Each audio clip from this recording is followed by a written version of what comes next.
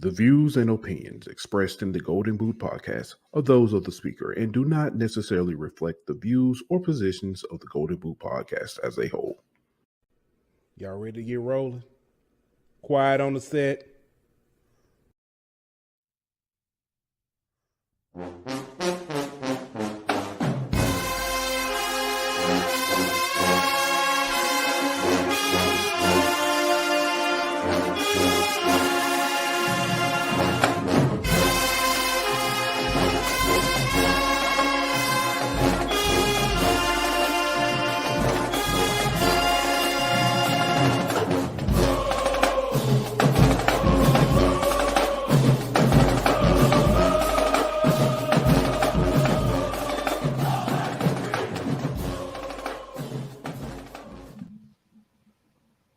Hey, welcome back to another episode of HBCU. It's your boy Pooh Bell.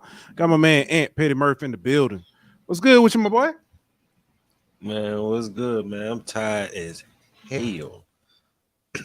Had a birthday party today for the little one. She turned 10 today. Happy birthday. Happy birthday to my niece, Miss. Yeah, Miss man. She Adriana. Wore me out, man. Wore me out. Yeah.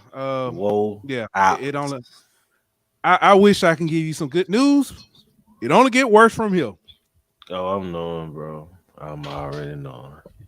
It's only get worse. Yeah, it's been a long day. I ain't gonna say technical difficulty. That wasn't a technical difficulty. That was just rushing to try to do something. So. Oh, speaking of technical, bro. We got time for a quick story. Let me tell you how my morning went. Yeah, we got time. All right, so I had to take my wife to Shreveport this morning, right? So took her to Shreveport, and on the way back, stopped to get some gas. So, I hop out, ain't got my wallet. Yeah, dog. And so the first thing I did was I called my mama. And so, because my mama drive around a lot for work, so I was hoping she might have been in the area. She's like, no, but are you close to a store? Because, I know the store director, and she could just loan you some money until I could pay her back. And I'm like, man, I ain't trying to go ask this woman for no money, and I don't even know her. You know what I'm saying? That's embarrassing, dog. Like, I was like, I got an idea. I'm going to Apple Pay and then just get some cash back. You know what I'm saying? And then, so that's what I ended up doing. I went to that store, Apple Pay, got some money back or whatever. Go back to the gas station. I go inside to pay. The damn gas station got Apple Pay on the inside. I was finna say that's what most places take Apple. But from the outside of the store, like on the outside, like they didn't even take credit cards at the pump. Like, you know what I'm saying? Like it said cash, you know what I'm saying? So I wasn't expecting it. And so I called my mama and told her, look, I'm straight, you know what I mean? I got gas out it. You ain't got to worry about me. She like, well, you ain't got your wallet, and so you ain't got your ID. So, be careful on the road. Man, I wasn't up the highway about 10 minutes, boy. Them blue lights pulled. Wow. But luckily, they got the car behind me. They didn't get me. You know what I mean? But yeah. Oh man. So yeah, it was an eventful morning for sure. But yeah, it was one of them days, bro. One of them days. Man. Well, yeah, it's been one of those days. It's one of them days where you look up at work, you're like, dang, it's 12 o'clock already. Dang, it's 3 o'clock already. Yeah, it's one of them days for me. And then I was like, dang, it's I got a show in an hour. I got zoom. Hey, flying down the highway, man. Trying to get here. But man, let's go ahead and get started. But first, I want to say shout out to everybody in the chat. I want to say appreciate y'all for joining us. And I want to send a special shout out to our sponsors over at BetOnline. BetOnline.ag. Be back in 1 minute. BetOnline.ag is your number one source for all your sports information, stats, news, and scores. Get the latest odds, lines, and player injury reports for this year's NBA and NHL playoffs. BetOnline is always your sports information headquarters. This season, we have you covered for all your sports wagering needs. We have everything from NBA, NFL, MLB, and NHL to golf, tennis, UFC, and boxing. BetOnline is the fastest and easiest way to get your betting info, including live betting options and your favorite casino and card games that you can play right from your home. Head on over to betonline.ag today or use your mobile device to get in on the action. Be sure to use the promo code BLEAV to receive your 50% welcome bonus on your first deposit. BetOnline, where the game starts.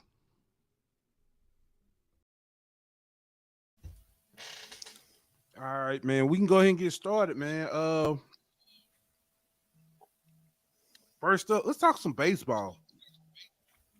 Big news coming out of Columbia, Missouri. I know technically that's not HBCU land, but former Southern head baseball coach Carrick Jackson becomes the first black head coach in the SEC, as he is tabbed as the new head coach for the Missouri Tigers. Congratulations to him and his family. Hope he does us proud. It's crazy that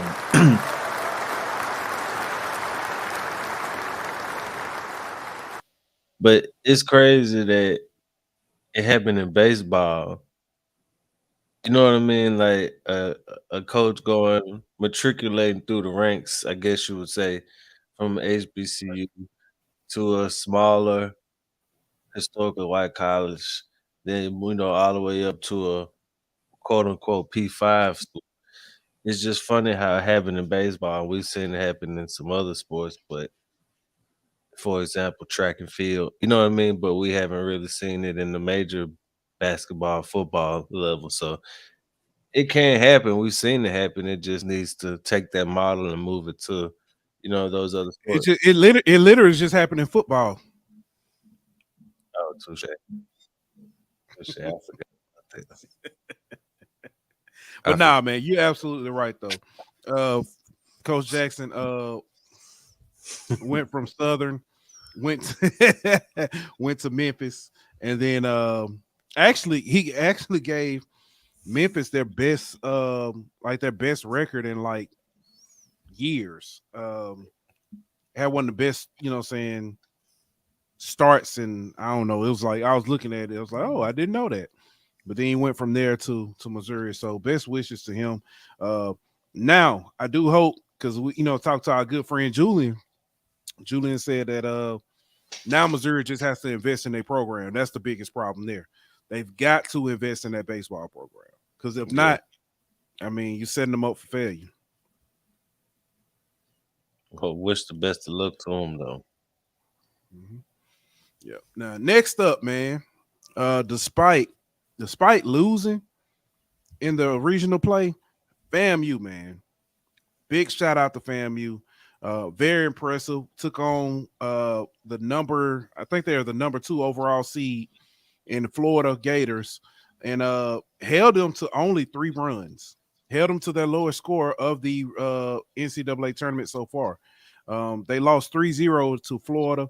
Then they took on UConn. Lost to UConn 9-6. But they played, and they came in, and that was one of the things we were hoping for, was that they would come in and compete and look good in doing so, and that's exactly what they did. Unfortunately, they came up short, but this is just a stepping stone. So feel like SWAC baseball, HBCU baseball as a whole is on the rise.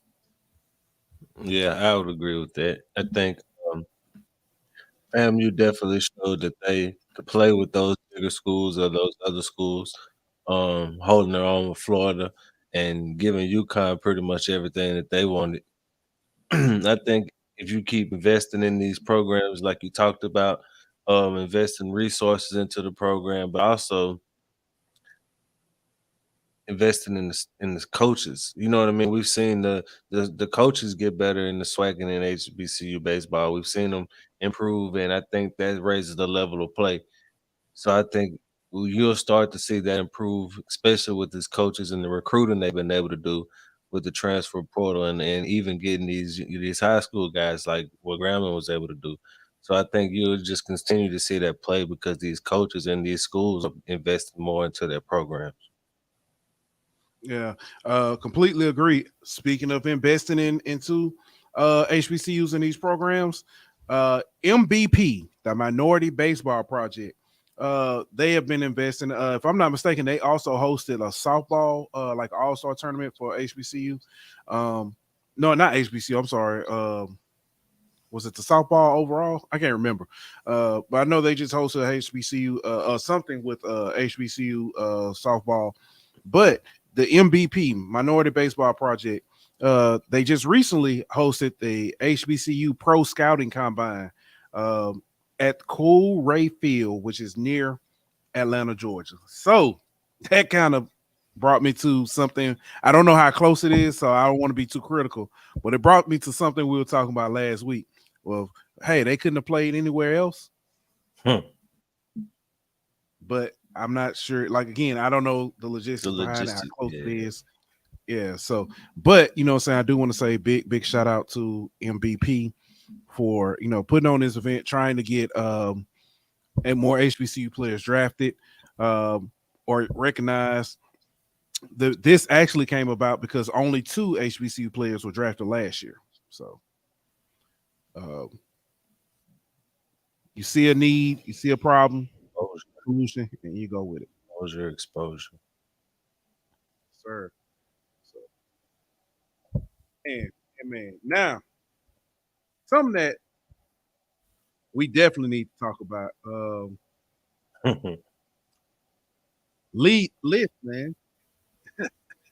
These lists, they keep popping up, man. And every time there's a list, somebody's upset. Every time there's a poll, somebody's upset. So we'll dive into this, man, because this was actually really interesting. HBCU Nightly on last Friday night. They did. Oh, it started out with basically over under on what was going to be, you know, the scores and stuff from all these different, not scores. I'm sorry, the records for all the SWAC HBCU teams. I say SWAC HBCU. That's so redundant. I'm sorry. They did for all the HBCU football teams as far as like in SWAC, MEAC, and also the independent in D1. And like I said, not everybody was actually excited about this. They were I don't know, they butt hurt, but well, I think some people just can't take critiques of their school.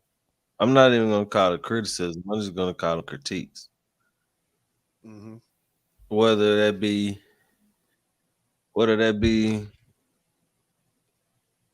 football related, you know what I mean, whether that be administrative related, whether that be athletic department related, hell, you know, whatever you're talking about. Some people just can't handle critiques of their school. And I understand, like, fan is short for fanatic. You know what I mean? So people are gonna, and I got BJ Jones posted that, and people are they're gonna overhype the good things. You know what I'm saying? And they're gonna downplay the bad things. I mean, that's just human nature. But what some of us are trying to do is to take the fandom out of it and look at it from a non-biased perspective and say this is what we think. And I'm not saying that that just because we're looking at it from a non-biased viewpoint that they're correct or that they're, you know, more accurate than those who aren't, than those who are biased or who do have that fan point of view. So I think at the same time, you you gotta just kind of take it with a grain of salt. I mean, it's June. You know what I mean? People are giving the opinion. That's all it is an opinion. So just don't overreact too much to opinions, and you won't have nothing to worry about. Right. And not just that, was it not only opinions? I will say it wasn't like people were coming in there saying, oh, I want such and such to lose. You know what I'm saying? I want this, that. It was literally just, hey, this team added these personnel. This team did not lose anybody. This team has a new coach. Yada yada yada. Who has the best coaching staff at this point? Who has the best wide receiver group? Who has the best quarterback group? Once again, this is all just at this point. We haven't seen anything but spring. You know what I mean? So it's all subject to change, and it all will change once we see more and have more information to go off of. Some people didn't show a lot in spring. Some people didn't even have spring games. So I mean, you can't take too much into this. It's just what we think based off the information we have at this point. Yeah, and I will say that if I'm not mistaken, every school was represented for the most part. People were able to talk and stuff, express and say, hey, you're forgetting this point. Because there was some teams I was looking at like, oh, they gonna cakewalk. And then somebody was like, hey, but this happened. I was like, you know what? Absolutely right. Forgot about that. Yeah. Yeah. But yeah, I think for the most part, we ain't got to go down team by team or nothing like that. But I think for the most part, I think the way they went about it, it was all a vote and majority rule. I mean, whoever was the host, Josh the host, and whoever was the co-host, they didn't say, oh, I think that, Team X is going to beat Team Z, so we're going to go with Team X. Nah, it put it to a vote, and whatever majority said. Yeah. If it wasn't like an overruling consensus, it was put to a vote.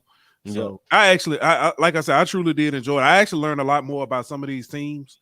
So that was cool. And what they returning, what they not returning, who they got coming back as far as coaching staffs and things of that nature.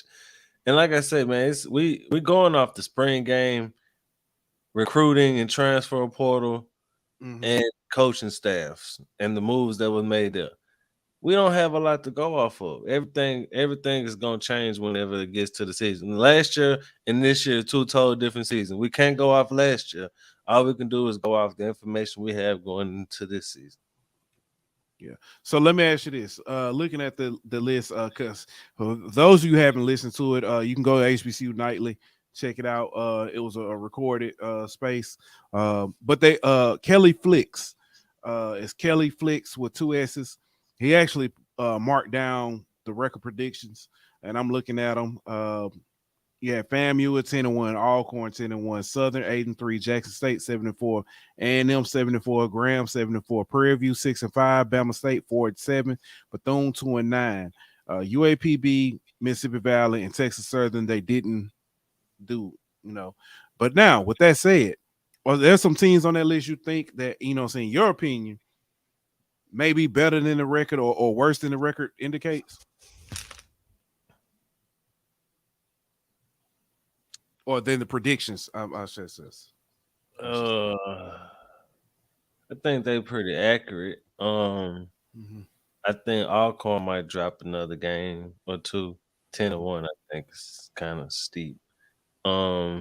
Same for fan. Like, it's hard to go one loss or undefeated. You know what I mean? Like in conference play, when you have these teams that are so familiar with each other and these rivalries and these homecoming atmospheres and things of that nature, and some of these road games.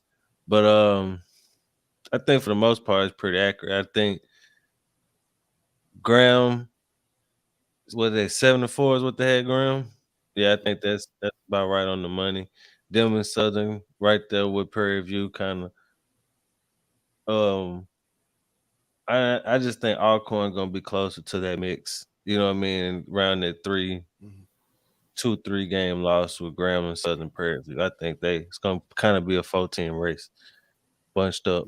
Yeah, me personally, I think A&M and Graham at 7-4. I think they're probably probably 8-3, 7-4. I think Alcorn is probably more 9-2, 8-3 than 10-1. But again, a lot of this hinged on swing games and It was voted on. That's So the thing. Some of them head-to-heads is going to determine it. That's true. That's true. Next up was the MEAC.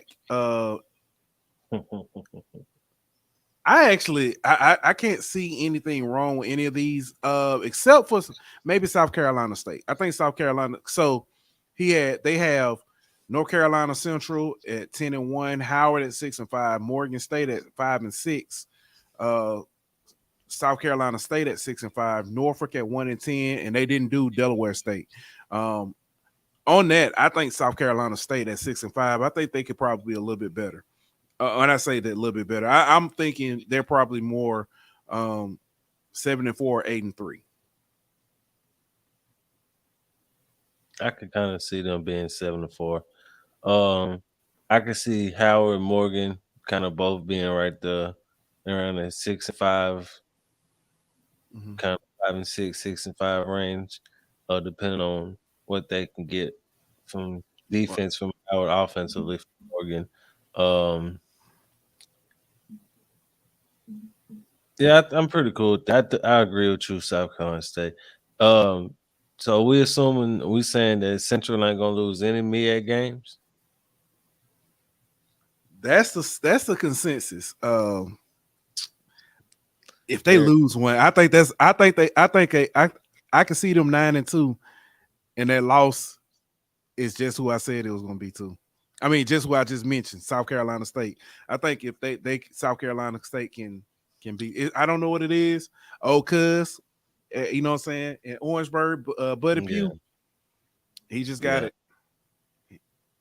I think it's possible that happens.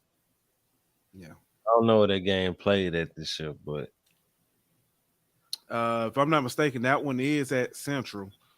Okay, well, that might change things on a Thursday night. Yeah, that's a tough one. That's tough. Yeah, I know. The only thing you can hope though is that the atmosphere ain't what it would be on a Saturday because it's on a Thursday night.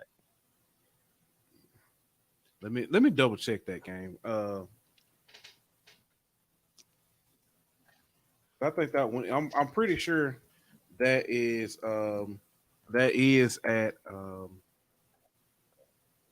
at Orangeburg, but let me double check that because that would be a huge huge difference. Let's see.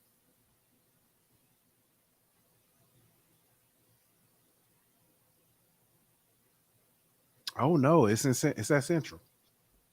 Yeah, that's what we were saying. Central on Thursday. Yeah, at Central. No, I'm sorry. I said Orangeburg. I'm sorry. It's in Durham on a Thursday. Yeah. So it's gonna. That's why you just got. If you South Carolina, you gotta hope that it ain't the atmosphere ain't rocking like it would be on Saturday. Agree. Man, next up, man. It was the talk of the town when it first came out. Mega Camp. HBCU Mega Camp. Prairie View was hosting. Dion and Colorado were there. I think just about everybody in the SWAC for the most part was there as well. So everybody was kind of in a hoopla because, why is Dion there? So why they doing joint camps? It's a normal thing.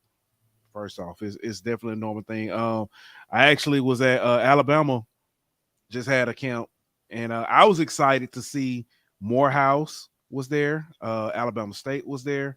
Of course, there was also like Arkansas State, Missouri State, but just to see some HBCUs there to also look into talent, get observe and be able to reach out to kids. So that was actually encouraging for me. So. Have they reached out to your kid? They have not. That's something else, man. And it's not like he wouldn't mind, but no HBCUs have reached out. Yeah, I could see him down in Daytona Beach at Bethune or in Tallahassee at FAMU or something. You know what I'm saying? I could see that. Yeah. I could even see him in Montfort, Southern. You know what I mean? But He actually expressed interest in Jackson State. They hadn't offered, but they reached I think they reached out and kind of communicated a little bit, and he was excited about that. But we hadn't heard anything else. No follow up, huh? That's another one. Yeah, but back to this, man. About this camp, man.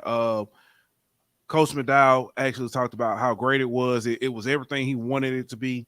It was a great turnout. It was kids from all over Texas and surrounding areas were able to come in, showcase for coaches that wouldn't necessarily been able to get in contact with them or see them. Because that's one thing about these camps that I did learn. Most of the time it's during a dead period where they can't go out and check you out. So when you come there, they can talk to you more. They can engage with you, can engage with the parents, because you're on campus talking to them at this point. So interesting. Yeah. So Deion did not do any media, did not talk with the media, but he was very engaging with the other coaches and stuff. A lot of techniques were shared as far as with the athletes that were there, student athletes, be able to encourage them and show them different techniques, route running techniques, blocking techniques, things like that. So, like I said, it was believed to be a very big success, and I'm happy to hear it. I'm here for it. Yeah, I'm glad, and I hope it's fruitful for all those who are involved, players and school wise. I hope that these schools are able to get some players to their campus who they otherwise wouldn't have been able to, and some of these players are introduced to schools that they might not have been introduced to. Big facts. Yeah. Speaking of introducing players to new schools, Eric Phoenix, former quarterback of Benedict, has found a new home. He will be at FCS Murray State. So he is moving from the D2 ranks to Murray State. Hate to see Benedict lose a player like that, but good luck to you at your next stop and showcasing your skills. Yeah, for him to go to FCS, I could think of a few schools that I would have rather him go to. But again, I understand he's doing what's best for him. Yeah. But yeah. He could have never mind. No comment. What's up, this old vet? This old vet say good evening, y'all. So what's good? Man. ESPN. It looks like ESPN is starting to really get a grip on some of these big games that are going on, or I don't know how to put it, but they're really trying to make their presence felt in the HBCU realm. The Orange Blossom Classic, the game between FAMU and Jackson State, will be aired on ESPN, not ESPN Plus, not ESPN Ocho, but ESPN at 3 p.m. Eastern time on Sunday, September 3rd. So, man, kudos to standalone ESPN game for doing that. Yeah, big standalone game. That's dope. Yeah. And then at prime time, the Red Tail Classic will be live on ESPNU at 7 p.m. Eastern. That's the game between Tuskegee and Fort Valley State that take place in Montgomery.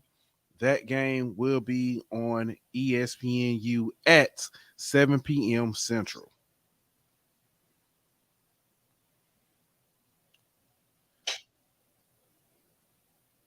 Good exposure for two who usually don't get that kind of national spotlight.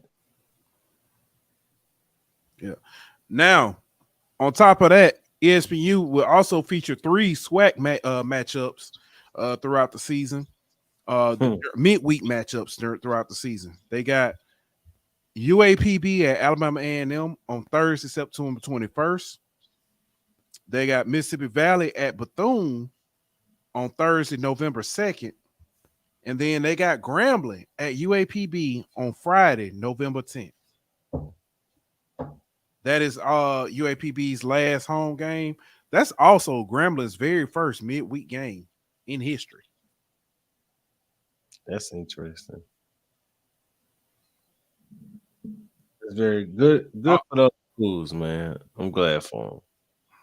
Yeah, UAPB getting 2 games on ESPN. Yeah, that's dope. That's dope. You better have them boys ready because you're gonna have a lot of eyes on you. Exactly. Also, ESPNU will feature North Carolina Central at Morgan State on Thursday, October 19th. That's a good matchup right there. Yeah, well, that's where honestly, that's where a lot of people, myself included, were introduced to the Davis Richard last year. So definitely a huge game to show it, get these teams some exposure, get these kids some eyes on these kids, and it'll be a great game, man. I'm looking forward to it. Yeah. Also, Morehouse and Howard are set to headline the 2024 and the 2025 HBCU New York Classic. They first actually were the first 2 teams to compete in the HBCU New York Classic when it was introduced in 2022. So they're bringing it back again. Bringing them back. That game, Howard won 31-0 over Morehouse, but those are two storied programs, arguably the biggest names. And when it comes to HBCU, biggest brand, HBCU for sure. Yeah. So, also, man, I guess we coming close to the bottom half of the order. Hold on 1 second. Give me 1 second.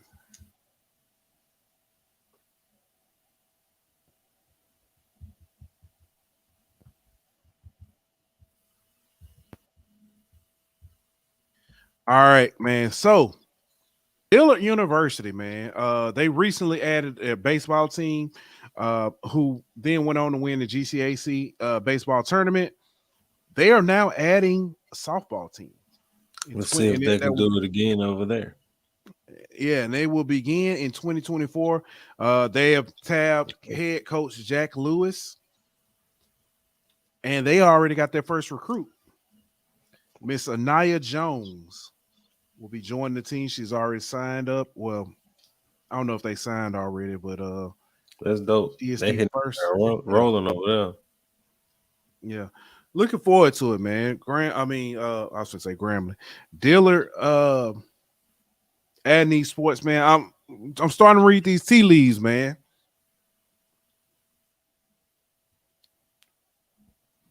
Football? I'm hearing something. I'm hearing football is on the horizon. It's something that they want to do. So it'll be dope, man. I look forward to it. Would they join the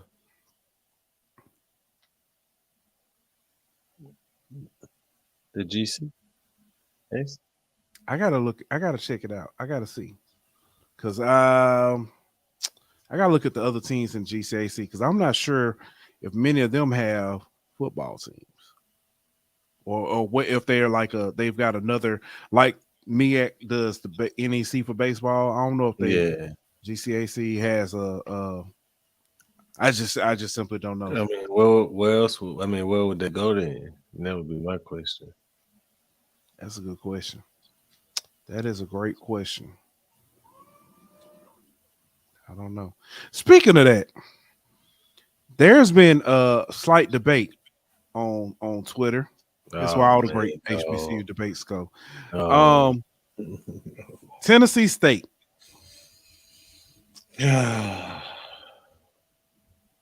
Should Tennessee State join? Tennessee State should do or the MEAC State wants to do.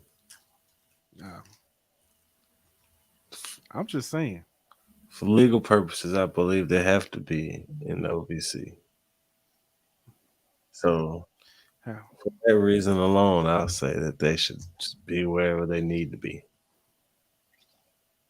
Gotcha. But hypothetically speaking, I ain't getting into that. It's a good conversation, man. They should be independent like Notre Dame, who they play in week 1.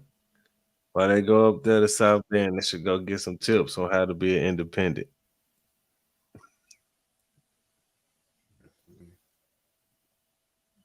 It's hilarious. Hold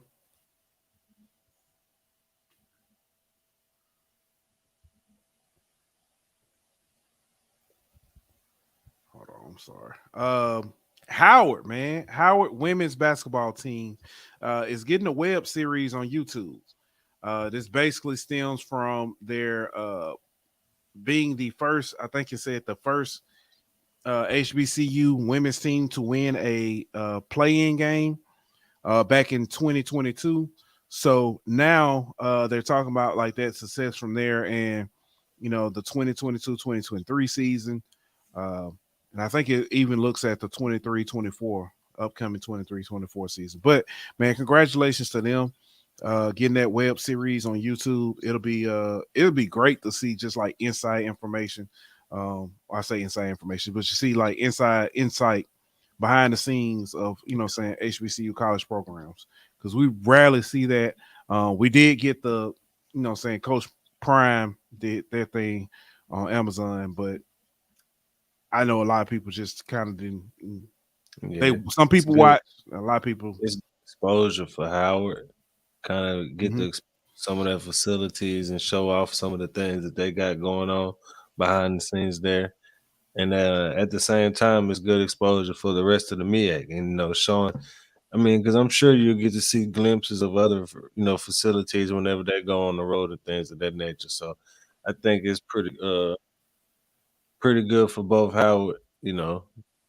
This might be the best deal Howard has ever made. Best deal any HBCU has ever made.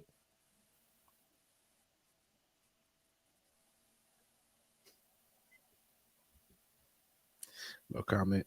It's a lucrative deal. It's very lucrative. It's a very lucrative deal.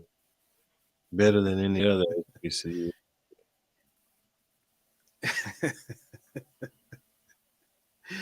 Petty Murphy, everybody. Petty Murphy. Hey, Winston-Salem student / NASCAR driver, Rajah Caruth, had a very interesting day at the track. Survived a crash, a flat tire, and a wall scrape to finish in the top 15 of the race. He finished. He started off. Yeah, he started off in the 35th spot, and then climbed his way to the 15th spot. One of his best finishes on the season. He just seems to steadily improve and get better race to race. Yeah, I was complaining about my morning. My boy had a bad day yesterday, but he was able to bounce back most of it. So good driving, young man. They were talking about. They said the crash, like the front of the car, they had to get like whatever the tape they use. You know what I'm saying? Basically, it's car duct tape is what I'm gonna call it. They had to get that to help hold the front up, but he did finish. So that's something. I had driving like some of these people with no registration. Got taped up front fenders and. Man, listen, I'll just think about it. That come takes time, been too long ago, bro. They can't afford to fix it now. They done got in a wreck and then just had to tape up the fender. Yeah, it's just like some of y'all got the busted tail light and got that red tape over it. We know what's going on. Man, I seen a dude with 2 red Solo cups, my boy.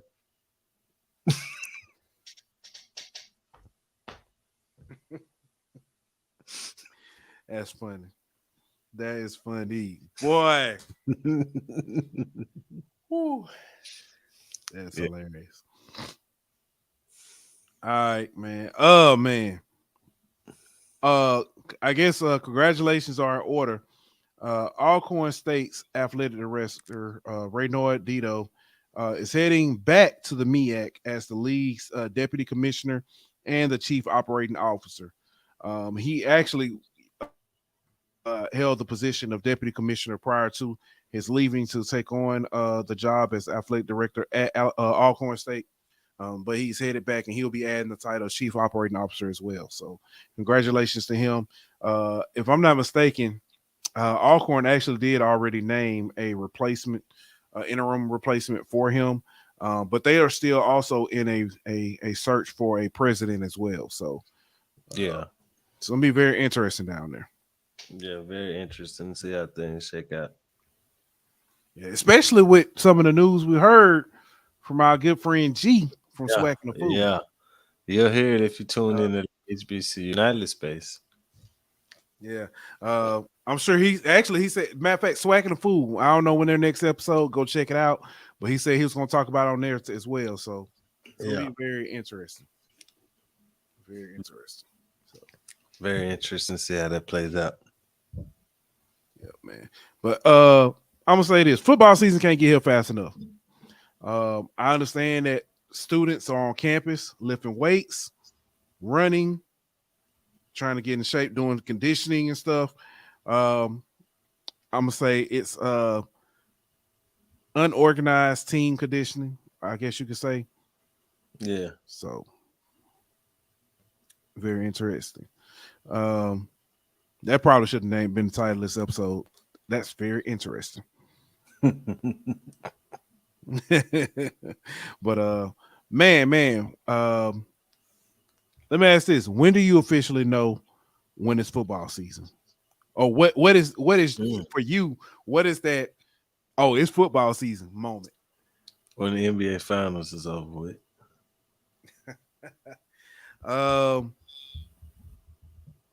I'm gonna say for me, media day. Okay. Actually, it's okay. So before that, behind me. Yeah. So before that, it's usually